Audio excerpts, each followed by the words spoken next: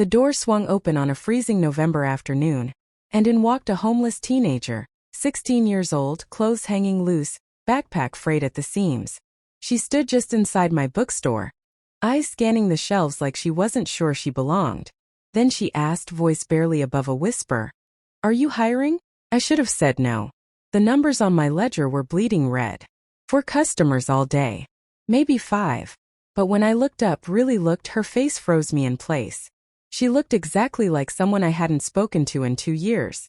Someone whose absence still ached in the quiet corners of this shop. And when she said her mother's name, Emily, I felt the air leave my lungs. I knew that name. I knew it from 17 years ago, from a summer when my son Mark brought a girl here to read poetry in the back corner. A girl who vanished without a word. I hired her on the spot, gave her the couch in the back office, a blanket, a key, but I didn't tell her why. Because if what I suspected was true, if this girl wasn't just a random act of fate, then everything was about to change. For her. For me. And for the son who'd cut me out of his life like I never mattered.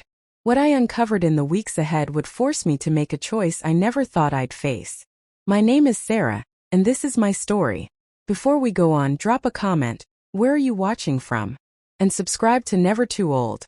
We're building a community of people who believe your best chapters can start at any age. Now, back to that Tuesday in November when everything shifted. The cold outside was the kind that bites your fingers.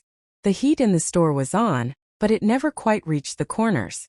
I was behind the counter, staring at numbers that refused to add up right. The bookstore felt too big with just me in it. Too quiet. Then the bell jingled. She stepped in, thin jacket too big, sleeves swallowing her hands. Dirt on her jeans. Backpack hanging off one shoulder like it carried more than clothes. She didn't browse like a customer. She studied the shelves. Like she was memorizing a safe place. I gave her space. She moved through fiction, young adult, then literary. Pulled a book, opened it, read the first page standing right there. Set it down in poetry. Kept walking. 20 minutes. 30. Then she came to the counter. Stopped a few feet away. "Excuse me," she said, voice soft. "Are you hiring?" I set my pen down. "How old are you?" 16. Quick.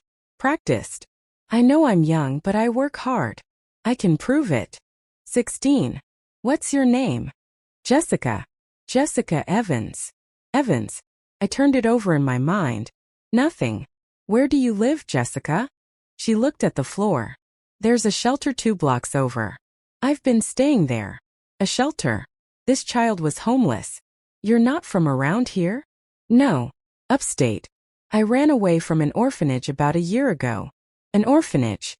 16 years old. And already this much weight on her shoulders.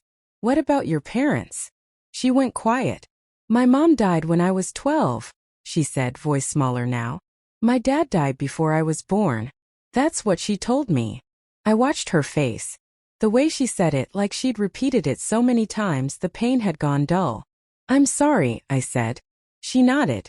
Thank you. A pause. Then, what was your mother's name? Emily, she said, looking up. Emily Evans. The room tilted. Emily. I saw her. Not this girl, but the girl from 17 years ago. Dark hair in a loose braid. Soft voice. Sitting in the poetry section with Mark, reading out loud while he half listened. That was one summer. Then she stopped coming. I asked Mark once. He shrugged. Said they broke up. She went home. He moved on. I never saw Emily again. Until now. This girl, Jessica Evans. 16 years old. The timeline lined up like a punch to the gut.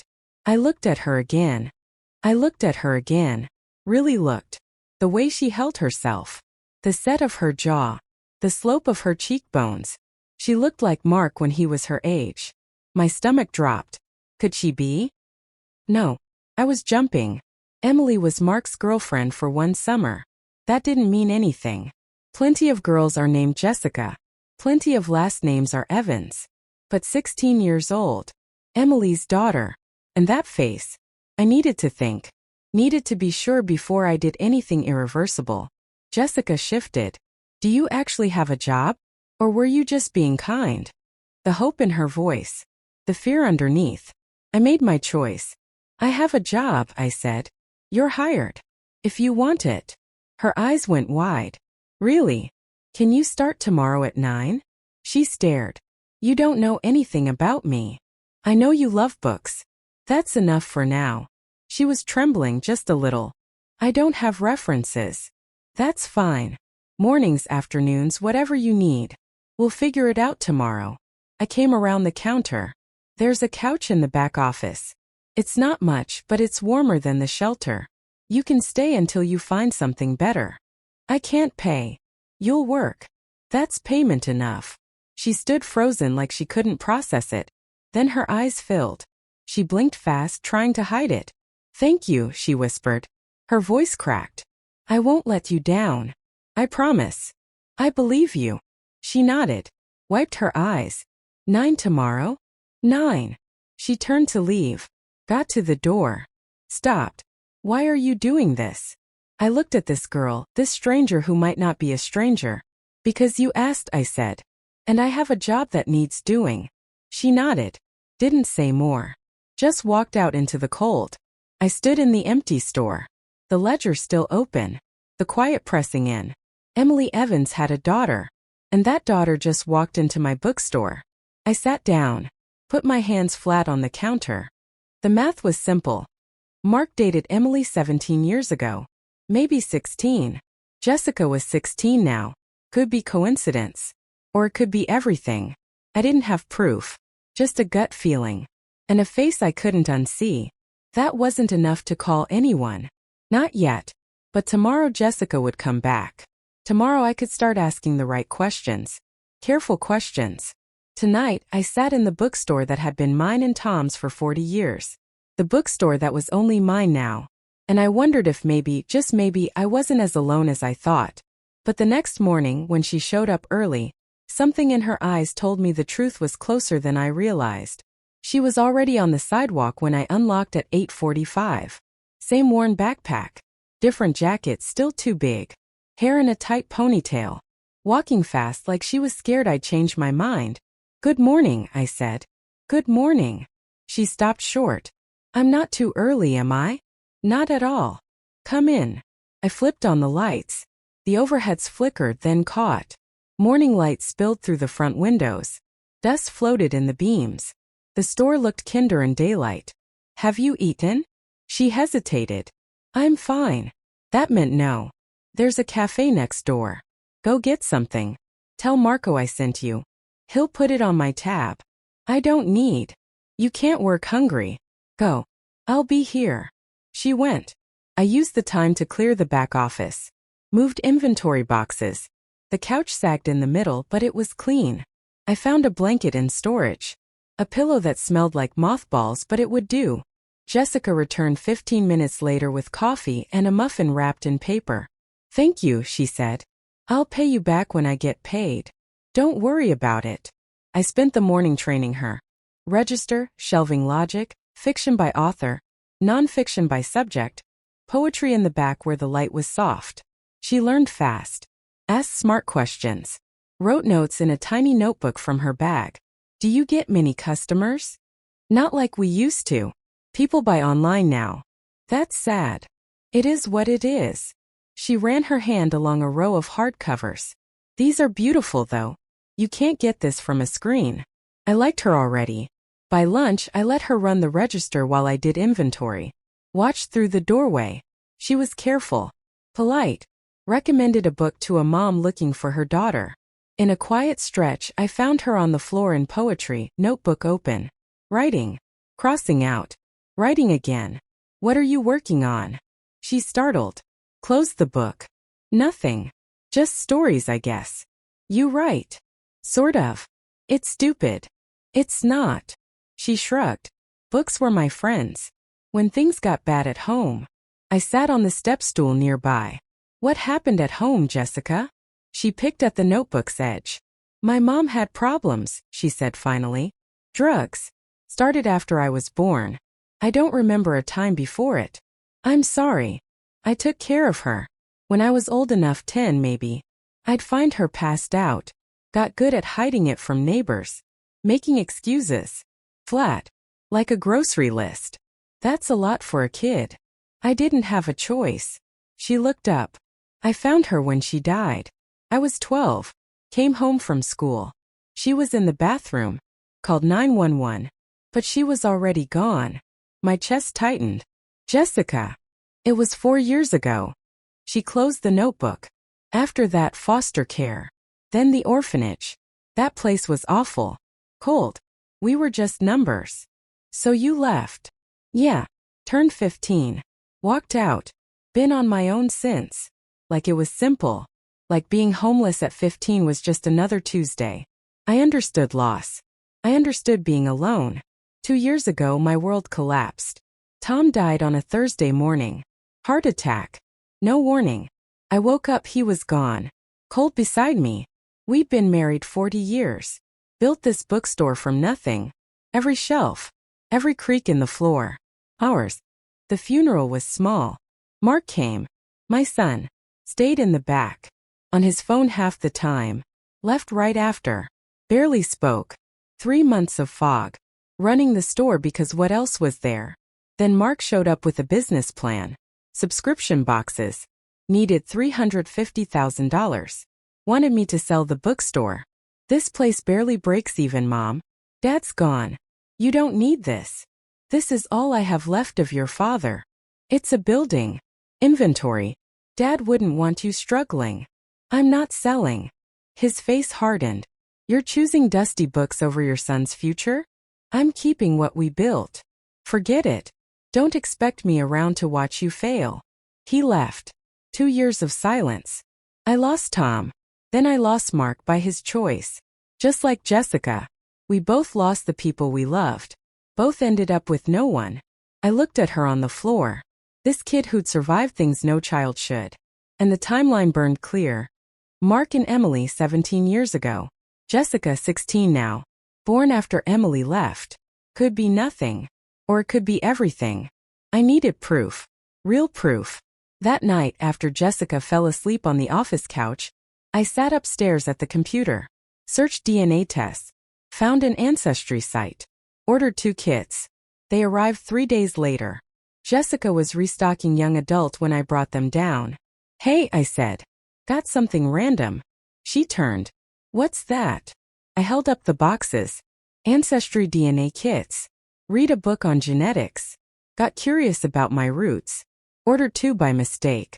Want to try with me? She looked at the box. Really? Could be fun. See where our families came from. I don't know much about mine. Just Mom. That's okay. Might show something interesting. She shrugged. Sure. Why not? We opened them at the counter. Read instructions together. Swab. Seal. Mail. She went first. Watched her cap the tube. Shake it. That's it. That's it. I did mine. We walked to the post office. Dropped them in the slot. How long? 3 weeks. Maybe 4. That's forever. Good things take time. She smiled, the first real one I'd seen. We walked back in the November cold. Sun setting early. Streetlights flickering on. 3 weeks until I'd know. 3 weeks until proof. And then I'd decide what to do about Mark. But in those 3 weeks, Jessica would reveal a secret from her mother's past that made the truth impossible to ignore. The waiting began the next morning. Jessica showed up at 8:30 with 2 coffees from Marco's. Set one on the counter in front of me. Thought I'd return the favor, she said. It became our ritual. Morning coffee. Her at the register while I unpacked new arrivals. Lunch shared in the back office. Her asking about books I loved. Me learning who she was in pieces. The first week crawled. I watched her for signs, anything beyond the face and the timeline. She worked hard. Never late. Never complained. On Thursday, I found her in the poetry section during break. Same spot as day 1. Reading Mary Oliver. Find something good? She held up the book. My mom used to read poetry, she said. When I was little. Before things got bad. I sat on the step stool. What was she like before? Her face softened. She was good. Really good. She'd make up voices for characters when she read to me. Loved books almost as much as I do. A small smile. Almost. I might love them more. What happened to her? What changed? She closed the book, ran her finger along the spine. I think she was sad. My whole life probably. Her parents kicked her out when she got pregnant. She was 20. Tried to make it work, but I don't think she ever stopped being heartbroken. 20. Same age Emily was when she dated Mark. The drugs started when you were young? Yeah. I remember being 5 or 6. Finding needles in the bathroom, not knowing what they were. She paused. By 10, I was the one taking care of her. That's too much for a kid. I didn't have a choice. She opened the book again, stared at pages without reading. But there were good days. Days she'd be clean for a week. Sometimes, too. She'd take me to the library. We'd check out stacks of books. She'd read poetry at night. What kind? All kinds. Neruda, Dickinson, Frost. She had this old collection, torn cover, pages falling out. Gave it to me right before. She stopped. Right before things got really bad. Told me to keep it safe. Do you still have it? She nodded. Reached into her backpack. Pulled out a small book. Cover held by tape. Pages yellowed. Bent. I carried it everywhere. Streets. Shelters. Only thing I have from her. She handed it to me. I opened carefully. Inside the front cover, faded ink. For my Jessica, love finds a way. Mom. My throat closed. This is beautiful. She wrote it when I was 11. Few months before she died. Jessica took it back. Held it close. Sometimes I read it and try to remember her voice. The way she'd emphasize words. Make them sound like music. Is that why you write? To remember her? Kind of. She tucked the book away. I write the version of her I wish I'd had. The mom who stayed clean. Who took care of me instead of the other way around. It's stupid. It's not stupid. It's survival. She looked at me. That's exactly what it is. The second week, Jessica suggested moving young adult to the front window. It's popular now. More people might come in. She was right. We spent 2 days rearranging. She made handwritten signs, recommendations by age. Within 3 days, we sold more young adult than all month. You're good at this. She shrugged. I just know what I would have wanted. A place that felt like it was for me. Wednesday, an older couple asked for book club picks. Jessica suggested 3 titles. Explained why each worked. They bought all 3. Asked if we hosted clubs. Not yet, I said. After they left, Jessica turned. Could we? You want to run it? I could try. Once a month. Use the backspace. Let's do it. Her face lit up. Really? Really? She threw herself into planning. Flyers. Neighborhood posts. By Friday, 6 people signed up. I watched her with customers. She had a way made them feel seen. An older man wanted something for his grandson. She spent 20 minutes pulling books. Explaining. You remind me of my daughter, he said as he left. She loved books like this. Jessica smiled. But after she went quiet. You okay? Yeah. She restocked a shelf. Just weird. People being nice. You're not used to it. On the streets you learn who to trust. Most look through you. Like you're not there. She paused. Shelters are worse. Everyone's angry. Tired. You keep your head down. What was the worst part? The fear. Never knowing if someone would hurt you. Take your stuff. I slept in doorways. Library bathrooms. Anywhere safe for a few hours. How did you survive? Careful. Public places by day. Avoided certain streets at night. She looked at me. Got lucky mostly. Could have been worse. The third week, she asked something I didn't expect. We were closing. Counting the register. Why are you doing this? Doing what? Helping me. Letting me stay. You don't know me. I'm getting to know you. But why? Most would have said no. Sent me back to the shelter. I stopped counting. Looked at her. You want the truth? Always. I was alone for a long time before you walked in. This store felt empty. I felt empty. I folded a 20. Added it to the stack. You reminded me what this place was supposed to be. A place where people who love books find each other. She was quiet. I keep waiting for you to change your mind. Tell me to leave. I'm not going to. People always leave. Or I leave. That's how it works. Not this time. She nodded. Didn't look convinced. That weekend I checked the DNA site obsessively. Refreshed email every 15 minutes. Results posted Monday morning 3 weeks, 2 days after mailing. I saw the notification while Jessica restocked mysteries. Hands shook as I opened the laptop. There it was. Granddaughter match. Jessica Evans. I read it again. Again. She was Mark's daughter. I printed it. Printer jammed twice. Jessica. My voice sounded wrong. She came around the corner. Yeah. Looked at my face. What's wrong? DNA results are in. Oh. She brightened. What did we get? I turned the laptop. Look. She leaned in. Read. Face shifted, confused. Then shocked. Grandmother match. She looked at me. I don't understand. How? I took a breath. I have a son. Mark. He's 38. 17 years ago he dated your mother, Emily Evans. She used to come here to meet him. Then she left. Went home. I never saw her again. Jessica's mouth opened. Closed. You're saying he's my father? But my mom said he was dead. She lied. Probably to protect you. Jessica sat hard in the desk chair. I have a father. Yes. He's alive. She looked up. Tears in her eyes. Do you think he knows about me? I don't know. But I'm going to find out. When? Soon. I need to talk to him first. Give him a chance to do the right thing.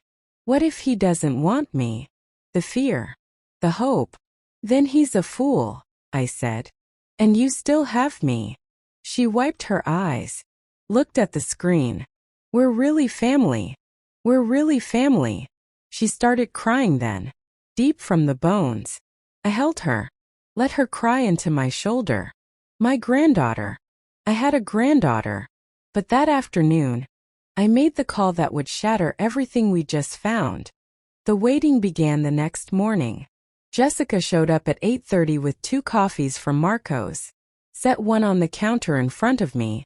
Thought I'd return the favor, she said. It became our ritual. Morning coffee. Her at the register while I unpacked new arrivals. Lunch shared in the back office. Her asking about books I loved. Me learning who she was in pieces. The first week crawled. I watched her for signs, anything beyond the face and the timeline. She worked hard. Never late. Never complained. On Thursday, I found her in the poetry section during break. Same spot as day one. Reading Mary Oliver. Find something good? She held up the book. My mom used to read poetry, she said. When I was little. Before things got bad. I sat on the step stool. What was she like before? Her face softened. She was good. Really good. She'd make up voices for characters when she read to me. Loved books almost as much as I do. A small smile. Almost. I might love them more. What happened to her? What changed? She closed the book.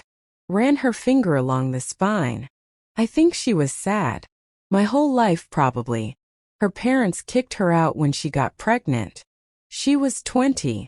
Tried to make it work, but I don't think she ever stopped being heartbroken.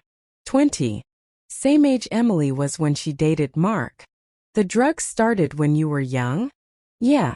I remember being 5 or 6. Finding needles in the bathroom. not knowing what they were. She paused. By 10, I was the one taking care of her. That's too much for a kid. I didn't have a choice. She opened the book again, stared at pages without reading. But there were good days. Days she'd be clean for a week. Sometimes, too. She'd take me to the library. We'd check out stacks of books. She'd read poetry at night. What kind? All kinds. Neruda, Dickinson, Frost. She had this old collection, torn cover, pages falling out. Gave it to me right before. She stopped. Right before things got really bad. Told me to keep it safe. Do you still have it? She nodded. Reached into her backpack. Pulled out a small book. Cover held by tape. Pages yellowed. Bent. I carried it everywhere. Streets. Shelters. Only thing I have from her. She handed it to me. I opened carefully. Inside the front cover, faded ink. For my Jessica, love finds a way. Mom. My throat closed. This is beautiful. She wrote it when I was 11. Few months before she died. Jessica took it back. Held it close. Sometimes I read it and try to remember her voice. The way she'd emphasize words. Make them sound like music. Is that why you write? To remember her? Kind of. She tucked the book away. I write the version of her I wish I'd had. The mom who stayed clean. Who took care of me instead of the other way around. It's stupid. It's not stupid. It's survival. She looked at me. That's exactly what it is. The second week, Jessica suggested moving young adult to the front window. It's popular now. More people might come in. She was right. We spent 2 days rearranging. She made handwritten signs, recommendations by age. Within 3 days, we sold more young adult than all month. You're good at this. She shrugged. I just know what I would have wanted. A place that felt like it was for me. Wednesday, an older couple asked for book club picks. Jessica suggested 3 titles. Explained why each worked. They bought all 3. Asked if we hosted clubs. Not yet, I said. After they left, Jessica turned. Could we? You want to run it? I could try. Once a month. Use the backspace. Let's do it. Her face lit up. Really? Really? She threw herself into planning. Flyers. Neighborhood posts. By Friday, 6 people signed up. I watched her with customers. She had a way made them feel seen. An older man wanted something for his grandson. She spent 20 minutes pulling books. Explaining. You remind me of my daughter, he said as he left. She loved books like this. Jessica smiled. But after she went quiet. You okay? Yeah. She restocked a shelf. Just weird. People being nice. You're not used to it. On the streets you learn who to trust. Most look through you. Like you're not there. She paused. Shelters are worse. Everyone's angry. Tired. You keep your head down. What was the worst part? The fear. Never knowing if someone would hurt you. Take your stuff.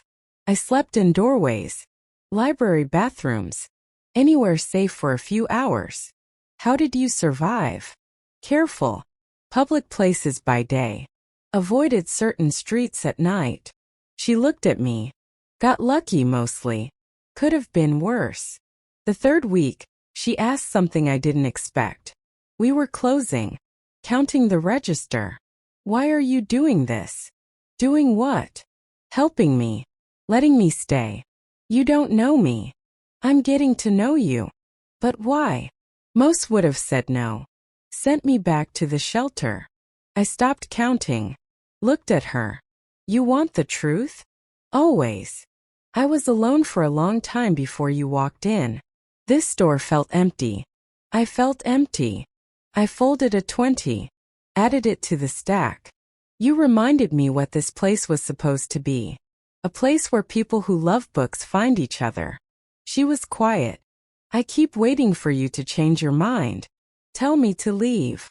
I'm not going to. People always leave. Or I leave. That's how it works. Not this time. She nodded. Didn't look convinced. That weekend I checked the DNA site obsessively. Refreshed email every 15 minutes. Results posted Monday morning 3 weeks, 2 days after mailing. I saw the notification while Jessica restocked mysteries. Hands shook as I opened the laptop. There it was. Granddaughter match. Jessica Evans. I read it again. Again. She was Mark's daughter. I printed it. Printer jammed twice. Jessica. My voice sounded wrong. She came around the corner. Yeah. Looked at my face. What's wrong? DNA results are in. Oh. She brightened. What did we get? I turned the laptop. Look. She leaned in. Read. Face shifted, confused. Then shocked. Grandmother match. She looked at me. I don't understand. How? I took a breath. I have a son. Mark. He's 38. 17 years ago he dated your mother, Emily Evans. She used to come here to meet him. Then she left. Went home. I never saw her again. Jessica's mouth opened. Closed. You're saying he's my father? But my mom said he was dead. She lied. Probably to protect you. Jessica sat hard in the desk chair. I have a father. Yes. He's alive. She looked up. Tears in her eyes. Do you think he knows about me? I don't know. But I'm going to find out. When? Soon. I need to talk to him first. Give him a chance to do the right thing. What if he doesn't want me? The fear. The hope. Then he's a fool, I said. And you still have me. She wiped her eyes. Looked at the screen. We're really family. We're really family. She started crying then. Deep from the bones. I held her. Let her cry into my shoulder. My granddaughter. I had a granddaughter. But that afternoon, I made the call that would shatter everything we just found. I waited until Jessica went to lunch. My phone sat on the counter. Mark's number still saved. 2 years unused. Picked it up. Put it down. Picked it up again. What do you say? Your daughter is here. The one you didn't know existed. Or maybe you did. Maybe you knew and never cared. I dialed before I could stop myself. Rang 4 times. I almost hung up. Mom. His voice impatient, same as ever. Mark. I need you to come to the bookstore. Silence. Why? I need to talk to you. In person. I'm busy. It's important. So tell me now. I gripped the phone. Do you remember Emily Evans? Longer silence. What? Emily Evans. You dated her 17 years ago. Why are you? He stopped. Why bring her up? Come to the bookstore today. If you can. Mom, I don't have time for. Make time. My voice came out sharp. This isn't a phone conversation. He sighed, heavy, annoyed. Fine. I can be there at 4. 4 works. He hung up. No goodbye. I stood holding the phone. Hands shaking. Jessica came back 20 minutes later with a deli sandwich. You okay? She asked. You look pale. I called him. She set the sandwich down. And he's coming. 4 o'clock. Her face cycled through 10 emotions: hope, fear, excitement, dread. Should I be here? Stay in the back office. Let me talk to him first. What if he's happy? What if he wants to meet me? The hope in her voice killed me. Let's see what he says. For came too fast. And not fast enough. Jessica vanished into the back office 15 minutes early. I heard her pacing. Floor creaking. 4:03 Mark walked in. Same haircut. Same expensive jacket. He glanced around like it was a stranger's shop. Not the place he grew up in. Mom. A nod. No hug. Mark. Thanks for coming. You said it was important. He stayed near the door. So what's this about Emily Evans? I locked the front door. Flipped the sign to closed. We should sit. I'd rather stand. Fine. His way. Emily had a daughter, I said. 16 years old.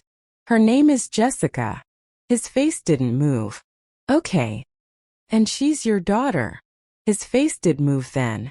That's not possible. It is. It's true. Emily and I broke up. She left. She left because she was pregnant with your baby. Mark shook his head. No. She would have told me. Would she? Or would she have been too scared? Too hurt? He looked away. Jaw tight. This is insane. I pulled the DNA printout from under the counter. Unfolded it. Set it in front of him. These are the results. Jessica took one. I took one. She's my granddaughter. Which makes her your daughter. He stared at the paper. I watched his eyes scan the words. The numbers. The match percentage. Where did you get this? Does it matter? You tested some random kid without telling me? She's not random. She's Emily's daughter. Your daughter. Mark pushed the paper away. I don't believe this. The science doesn't lie. Then it's wrong. Labs make mistakes. Mark. He stepped back. Why are you even telling me this? The coldness in his voice, like we were discussing a broken appliance. Because she deserves to know her father, I said. Emily died 4 years ago. Overdose. Jessica was 12. Foster care. Orphanage. She ran away last year. She's been homeless. Nothing. No reaction. She's 16, I pressed. And she's been through hell. The least you can do is meet her. I don't want to be a father. Flat. Simple. My stomach turned. What? I never wanted kids. I made that clear back then. You told Emily that? Yeah. When she started talking future, I said I wasn't interested. That's probably why she left. Like it was reasonable. Like abandoning a pregnant woman was just a difference of opinion. So you knew. Yeah. She told me. I told her I didn't want anything to do with it. I was clear. That's why she left before I had to deal with it. Deal with it. Like Jessica was a problem to solve. She's a person, Mark. A kid. Your kid. I have my own life. He crossed his arms. I'm not doing this. You won't even meet her? No. She's right here. In this store. Working for me. His eyes flicked to the back. Then back. I don't care. How can you say that? Because it's the truth. He grabbed his keys. Find someone else to guilt trip, Mom. I'm not playing happy family. This isn't about playing. This is about a girl who deserves what? A father who doesn't want her? That'll be great for everyone. You're unbelievable. No. I'm honest. He turned to the door. Emily made her choice. She had the kid. That was on her, not me. Don't contact me about this again. He unlocked the door. Walked out. Didn't look back. I stood in the empty store. DNA results on the counter. Silence pressing down. That was my son. Then I heard the back office door. Footsteps. Jessica appeared in the doorway. Her face said she'd heard everything. He doesn't want me, she said. Not a question. Jessica. It's okay. She wiped her eyes fast. I figured. It's not okay. He should want you. It's fine. Her voice cracked. I'm used to it. I came around the counter. Pulled her into a hug. She cried quietly. The kind where you try not to bother anyone. I'm sorry, I said. I'm so sorry. You tried. That's more than most would do. He's wrong. This isn't about you. It's him being selfish. Cruel. She nodded against my shoulder. My mom was right, she whispered. She told me he was dead. She was protecting me. She loved you. I know. We stood there a long time. Afternoon light fading. Finally Jessica pulled back. Wiped her face. So what now? Now you stay here with me. This is your home. You don't have to.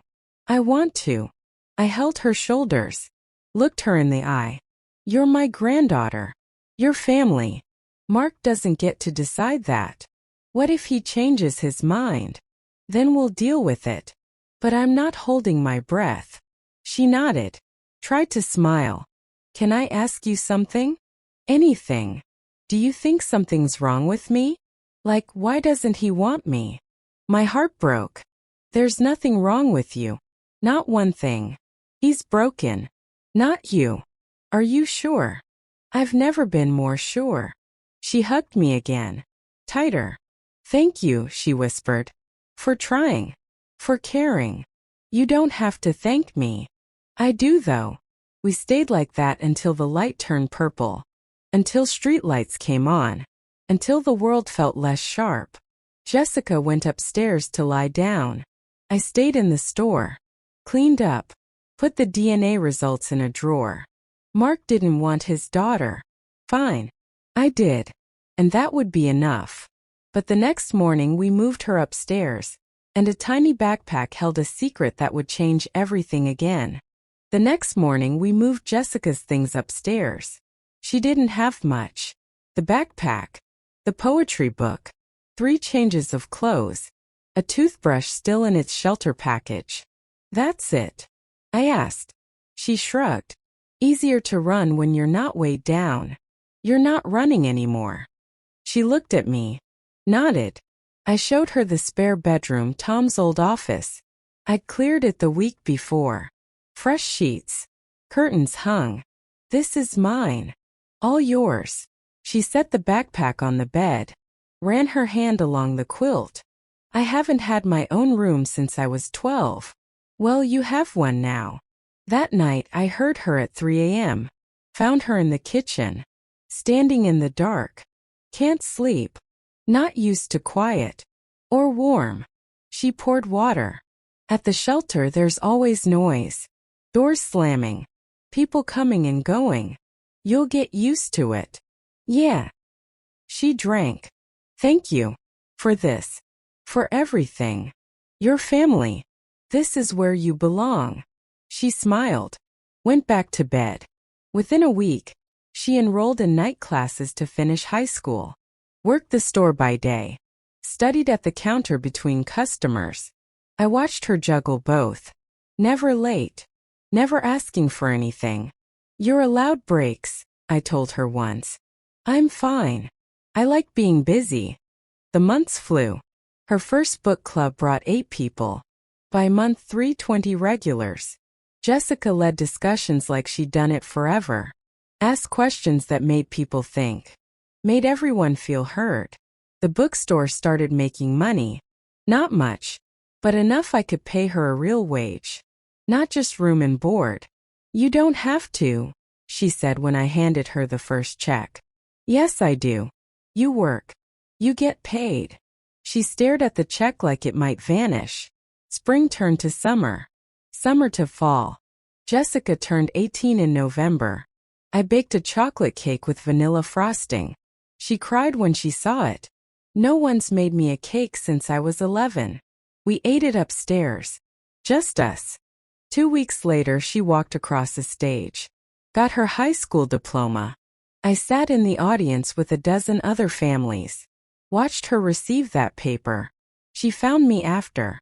Hugged me hard. I didn't think I'd ever finish. I knew you would. That winter, I found her notebook on the counter. She'd left it while restocking.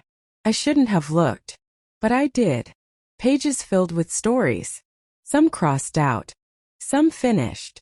Her handwriting small. Careful. The stories were good. Really good. Raw. Honest. About a girl caring for her mother. Finding her dead. Surviving foster care. Finding hope in books. You read it, Jessica said behind me. I turned. I'm sorry. I shouldn't have. It's okay. She took the notebook. They're not very good. They're excellent. She looked doubtful. I mean it, I said. You have real talent. You're just saying that. I've been selling books 40 years. I know good writing. She bit her lip. You think I could write a book? Yes. Really? Really? She started writing seriously after that. Every night after closing. Weekends. Early mornings before opening. At 19, she finished her first manuscript. 300 pages.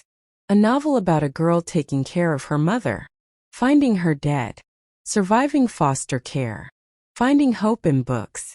She gave it to me on a Tuesday. I don't know if it's any good, she said. But I finished it. I read it that night. All of it. Couldn't stop. When I finished, I went to her room. Knocked. She opened the door. Saw my face. It's bad, isn't it? It's beautiful. My voice cracked. Jessica, this is really beautiful. She started crying. You mean it? Every word. We spent the next year learning to query agents. Jessica wrote letters. Sent them. Got rejections. Lots of rejections. Maybe it's not good enough, she said after the 20th. It's good enough. You just haven't found the right person. She kept trying. The bookstore kept growing. Jessica set up social media. Posted new releases. Author Rex photos of the store. People started coming in because they'd seen us online. You're good at this. It's easy when you love what you're doing. At 21, an agent said yes. Jessica called me from the back office. Shaking. She wants to represent me. That's wonderful. She thinks she can sell it. Of course she can. 3 months later, the manuscript sold. Small publisher. Modest advance. But it was real. Jessica held the contract like it might disappear. I'm going to be a published author. Yes, you are. 2 years later, her book came out. We hosted the launch party at the bookstore. Packed the place. Jessica read from chapter 1. Voice steady. Strong. I stood in the back. Watched her. This girl who walked in homeless and scared. Now standing before 50 people reading her own words. After everyone left, we sat in the quiet store. Thank you, Jessica said, for believing in me. I'll always believe in you. The book did well. Not a bestseller. But it sold. Good reviews. Won a regional debut award. The local paper did a piece. Local author publishes first novel. Jessica smiled for the photo. Didn't make a big deal. At 25, her second book came out. Sold better. Made some bestseller lists. Not the big ones. But enough. Publishers started paying attention. Her third book sold at auction. 6 publishers bidding. The advance was $200,000. Jessica came upstairs that day. Sat at the kitchen table. Put her head in her hands. You okay? I don't know what to do with this much money. Save some. Invest some.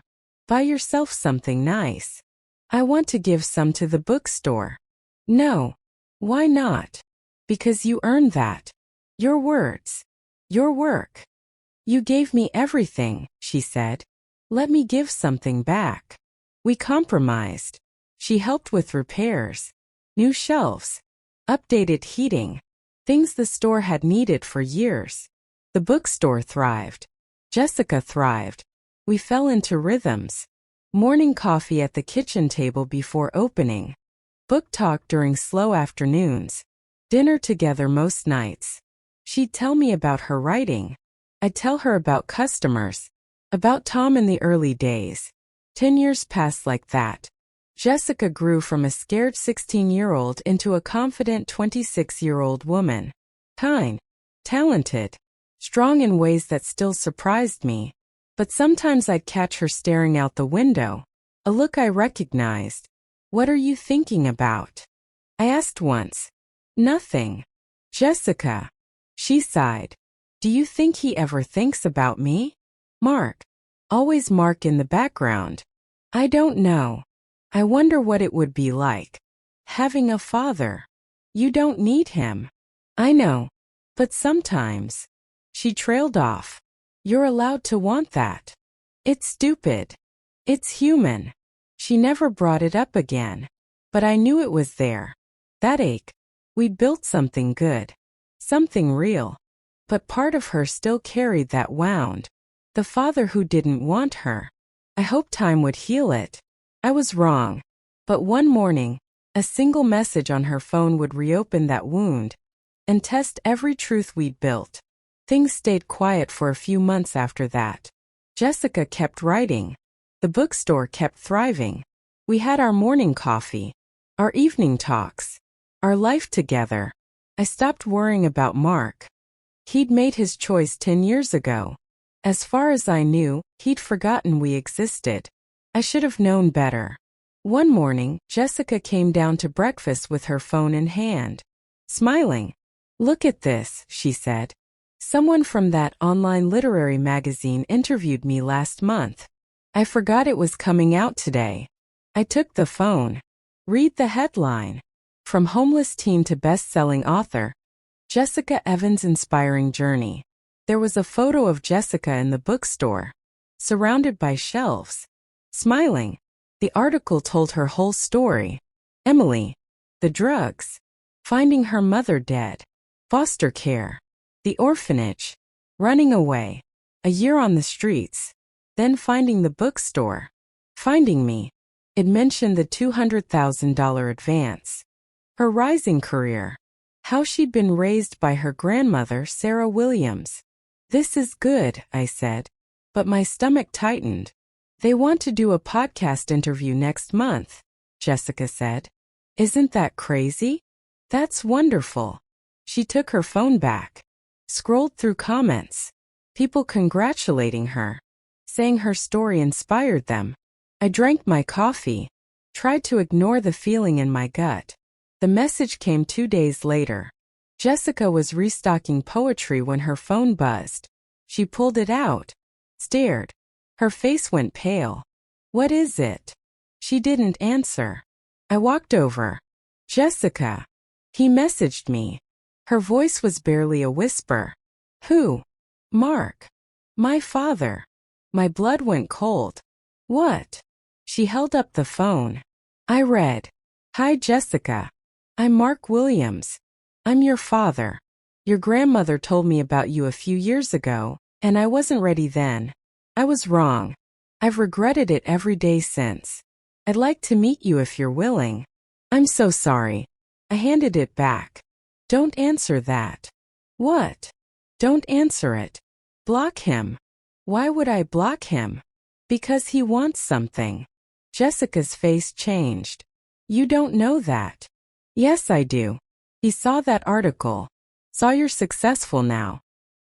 He's interested. Maybe he's changed. People like Mark don't change. You don't know him anymore. It's been 10 years.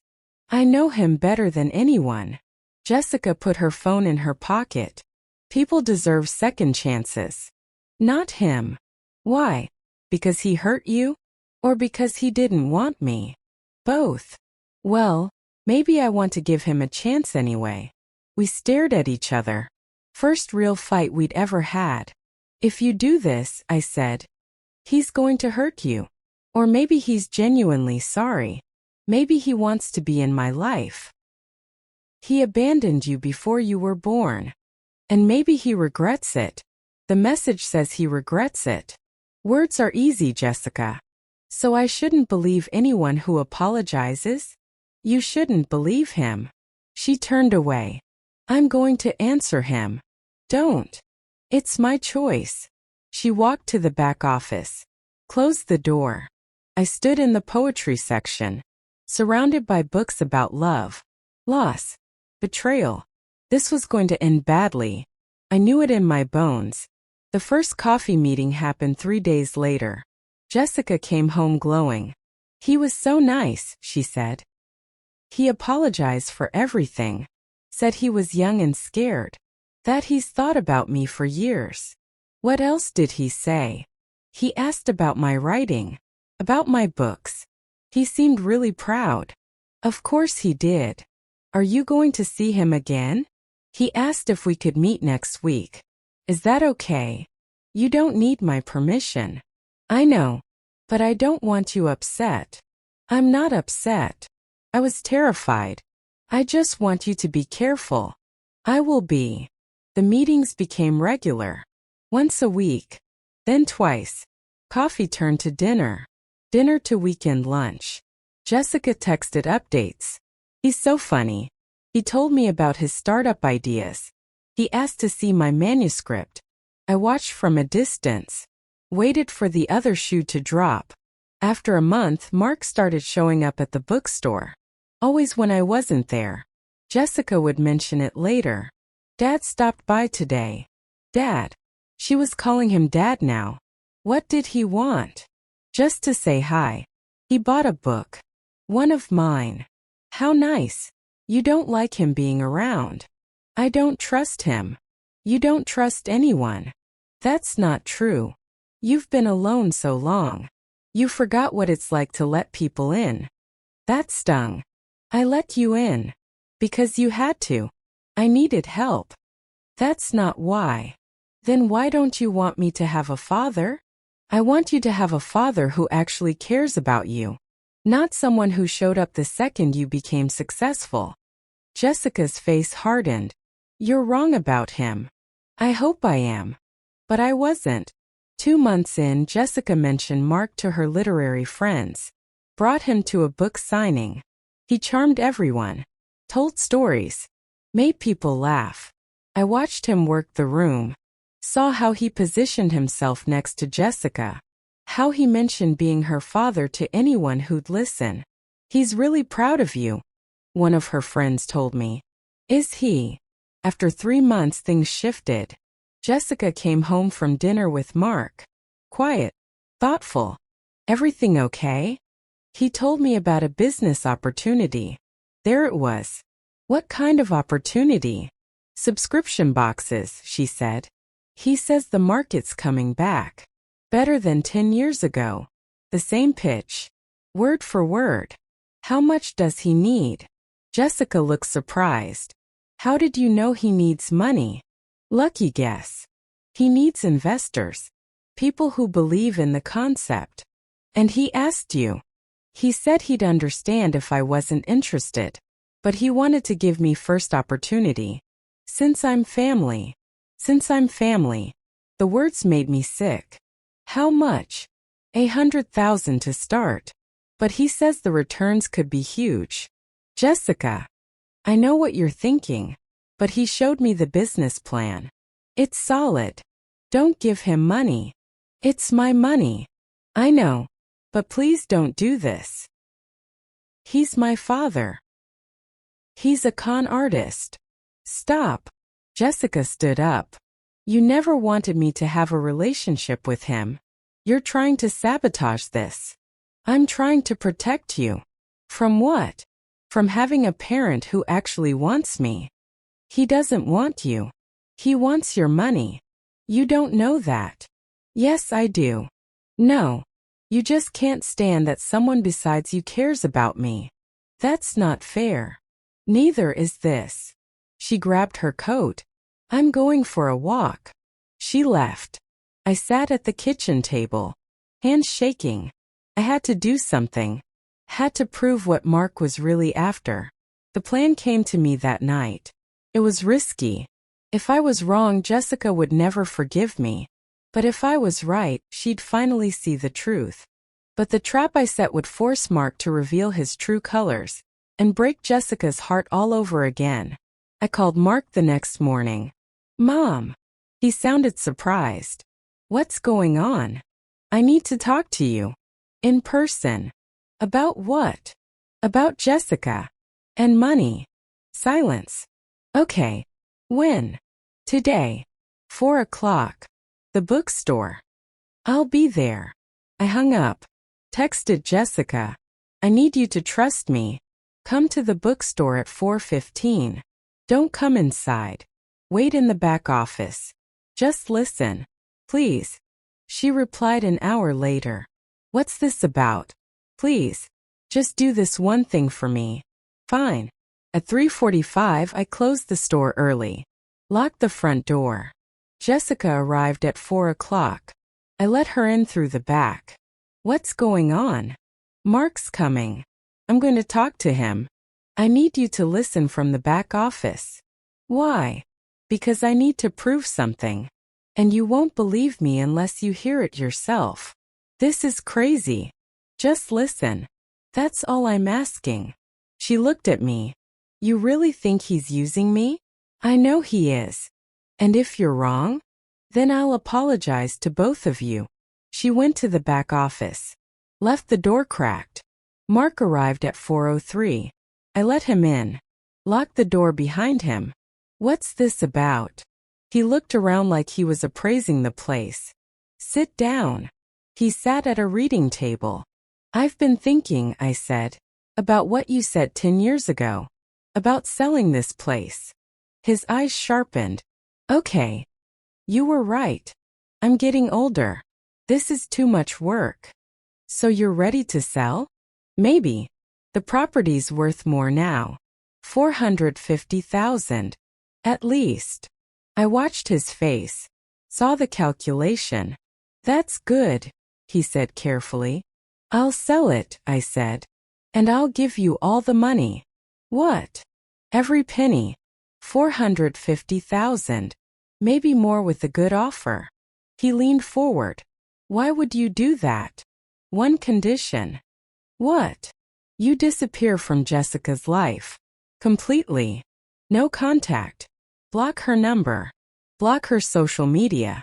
Walk away. Never come back. Mark stared at me. You're serious. Dead serious. The money's yours if you leave her alone. She's an adult. She can make her own choices. Then make yours. The bookstore or your daughter. He was quiet. Maybe 5 seconds. Deal. My heart sank. I'd hoped I was wrong. When do I get the money? I need time to list the property. A few months. How do I know you'll actually do it? How do I know you'll actually leave? He smiled cold. I guess we trust each other. I paused. Out of curiosity. Why the yes? Why not fight me on this? He shrugged. Be realistic. She'll get over it. She got this far without me. She doesn't really need a father. She wanted one, though. Sure. But that's not my problem. He looked around. She's got her books. Her writing. That'll keep her busy. Kids don't need as much as people think. That's your daughter you're talking about. That's $450,000 you're offering. Actually, with the right agent, you could probably get $500. Behind him, the back office door opened. Jessica stepped out, face wet with tears, but eyes clear. Mark turned, saw her. Expression barely changed, just a slight tightening around the mouth. Hey, Jess. Don't. Her voice was steady. Don't call me that. Look, this isn't. This is exactly what it looks like. She walked closer. You were using me. I wasn't. You were waiting for me to give you money. The whole time. Every coffee. Every dinner. You were just waiting. That's not true. Yes, it is. You said it yourself. I don't really need a father. Mark stood up. She set this up. She manipulated this whole conversation. She was right about you the whole time. And I didn't believe her. Jessica, come on. You're smarter than this. Yeah, I am. She crossed her arms. Get out. There's no bookstore money, is there? He looked at me. No, I said. His face went hard. This is ridiculous. I never wanted a kid then, and I don't need this drama. He grabbed his jacket. You two deserve each other. Stuck in this pathetic bookstore playing happy family. He walked to the door. Unlocked it. Slammed it behind him. Jessica stood there shaking. I went to her. Put my arms around her. She collapsed. Sobbed into my shoulder. I'm sorry, I said. I'm so sorry you had to hear that. You were right. You were right about everything. I wish I'd been wrong. I really thought. She couldn't finish. I know. I'm so stupid. You're not stupid. You wanted a father. That's human. He never cared. No, he didn't. We stood there in the bookstore. Just the two of us. The only family either of us needed. Thank you, Jessica said finally. For what? For saving me from making a huge mistake. That's what family does. She pulled back, wiped her eyes. I love you. I love you too. Outside, the streetlights came on. The world kept turning. But inside the bookstore, we had everything we needed. A year passed. We didn't hear from Mark. Not a word. Jessica blocked his number. Blocked his social media. He was gone like he'd never been there. Good riddance. Jessica's third novel hit the bestseller lists in the spring. Not just the small ones. The big ones. New York Times. USA Today. Her face on displays in bookstores across the country. We celebrated with takeout Chinese in the apartment. Just the two of us. The way we liked it. This is insane, Jessica said, scrolling her phone. People are actually reading my book. Of course they are. It's brilliant. She smiled. Set the phone down. I'm working on something new. Another novel. A memoir. About us. About the bookstore. About finding family when you least expect it. My throat tightened. Yeah. If that's okay with you. More than okay. She started therapy that summer. Twice a week. Working through the abandonment. The rejection. All the years of hurt. It helps, she told me once. Talking about it. Good. That's good. The bookstore kept thriving. We hosted more events. Book clubs.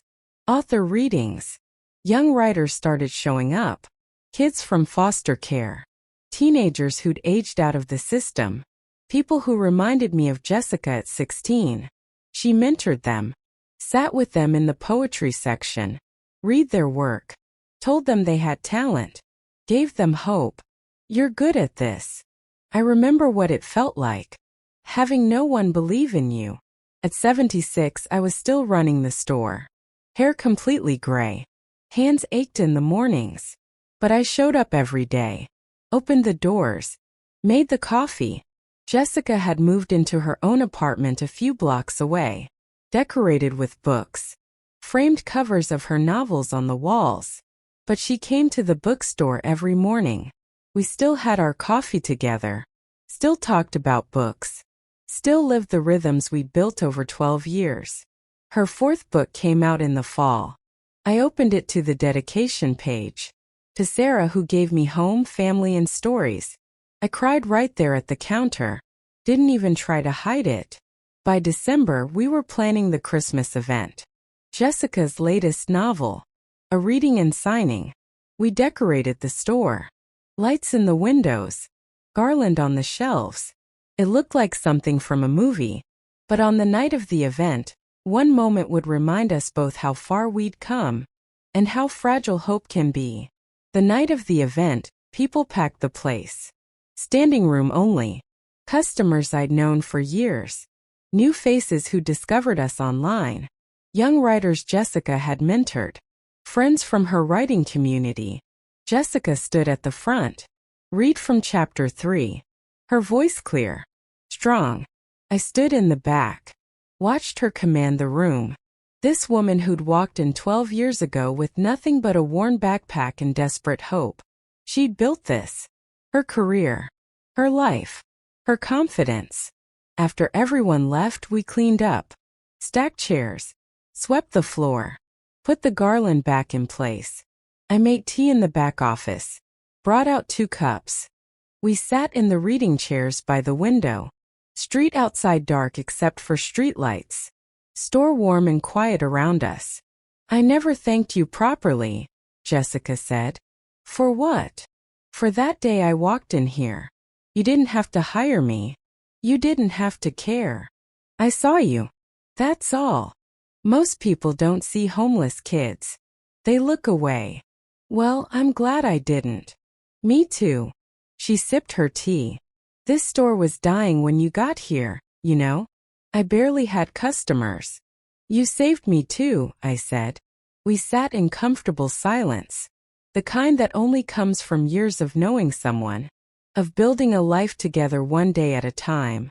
Jessica laughed suddenly. Something she'd read on her phone. The sound filled the store, bounced off the shelves, warmed the corners that used to feel so cold. I looked around. The books. At the lights in the window. At this girl who'd become a woman. Who'd become my family. 12 years ago I'd been alone. Grieving. Going through the motions. Then a girl walked in asking for a job. And everything changed.